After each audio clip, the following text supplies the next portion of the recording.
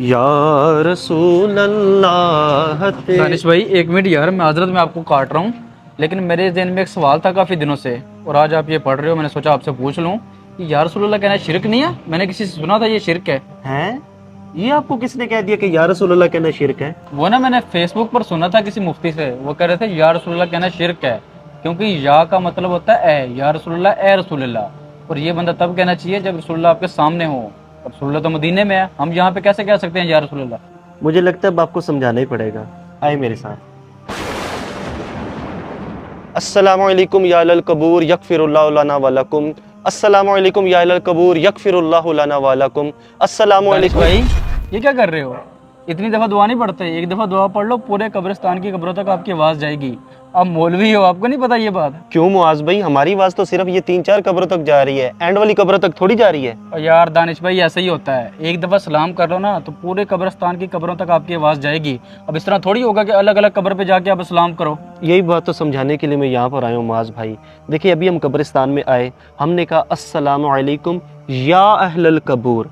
देखिए इनमें बाज़ आम भी होंगे, बाज़ ख़ास भी होंगे, लेकिन हमने सबको या के साथ मुखातिब किया है। अगर इनको या के साथ मुखातिब करना शिरक नहीं ना है, तो मदीने वाले आका सल्लल्लाहु अलैहि वसल्लम को भी या के साथ पुकारना शिरक नहीं हो सकता माज भाई। हमने इनको या के साथ पुकारा है माज भाई, और आखिर वाले मुर्दे ने भी हमारा सलाम सुन लिया। तो मुझे ये बताएं, आखिर वाला मुर्दा जो अभी तक हमारी नज़रों से भी ओझल है, वो सुन सकता है, तो मदीने के ताजदार सल्लल्लाहु अलैहि वसल्लम मदीने में बैठकर हमारा यहाँ पर या रसूल सलाम अलैका नहीं सुन सकते?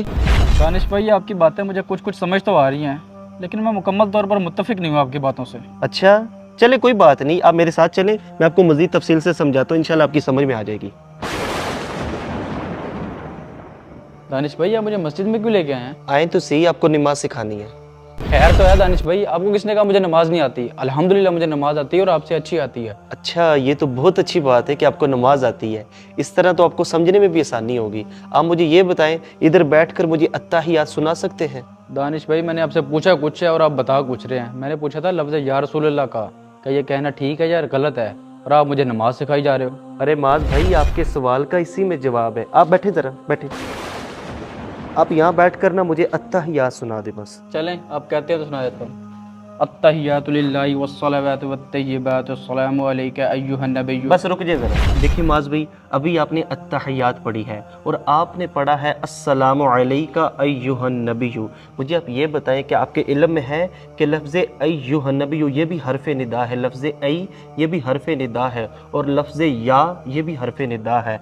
इसका तर्जुमा क्या बनता है? अस्सलामु अलैका अय्युहन नबिय्यु, कि ए नबी आप पर सलाम हो। मुझे आप ये बताएं कि आप हरफ निदा के साथ अभी सलाम अर्ज़ कर रहे हैं प्यारे आका सल्लल्लाहु ताला अलैहि वसल्लम की मुबारक ज़ात के ऊपर, तो शिरक तो ना हुआ? यहाँ पर भी तो आप कह रहे हैं ना ए नबी आप पर सलाम हो, तो क्या प्यारे आका सल्लल्लाहु अलैहि वसल्लम आपको नज़र आ रहे हैं? नहीं ना मेरे भाई। जब नमाज में या नबी कहना शिरक नहीं है, तो नमाज के बाहर या नबी कहना शिरक कैसे हो गया? और इसी तरह मेरे भाई, तारीख की किताब है तारीख इब्न कसीर, उसमें जंग यमामा का एक वाक़या लिखा हुआ है जो सैयदना सिद्दीक़ अकबर रज़ी अल्लाह ताला अन्हो के मुबारक दौर में हुई थी। जंग यमामा में जो मुसलमा बिन कज़्ज़ाब, जिसने नबूत का झूठा दावा किया था, हज़रत खालिद बिन वलीद रज़ी अल्लाह ताला अन्हो कई सहाबा का लश्कर लेकर उसके साथ जंग करने के लिए गए थे। तो हुआ क्या था कि वहाँ पर भी नारे लगे थे, नारे तकबीर अल्लाहु अकबर। तो सहाबा किराम भी नारा लगाते थे, नारे तकबीर अल्लाहु अकबर। सहाबा परेशान हो गए और खालिद बिन वलीद रज़ी अल्लाह ताला अन्हो के पास आए कि उधर भी नारे तकबीर, इधर भी नारे तकबीर, दोनों का इम्तियाज़ कैसे हो? तो आपने फरमाया था कि आप लोग नारा लगाएं या मोहम्मद दाहू या मोहम्मद दाहू।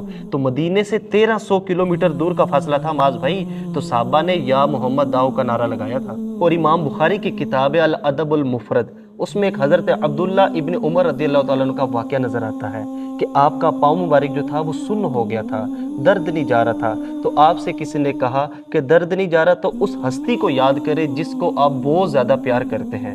तो हज़रत अब्दुल्ला इब्न उमर रज़ियल्लाहु ताला अन्हु ने उस वक्त पुकारा था या मोहम्मद दाहू या मोहम्मद दाहू, तो आपका जो पाँव मुबारक था वो बिल्कुल ठीक हो गया था। और इसी तरह माज भी दानिश भाई बस करते हैं, आपने जो इतने हवाले दिए हैं और अकली दलीलें भी दी हैं, इसके बाद कोई बेवकूफ़ ही होगा जो आपकी बात नहीं मानेगा।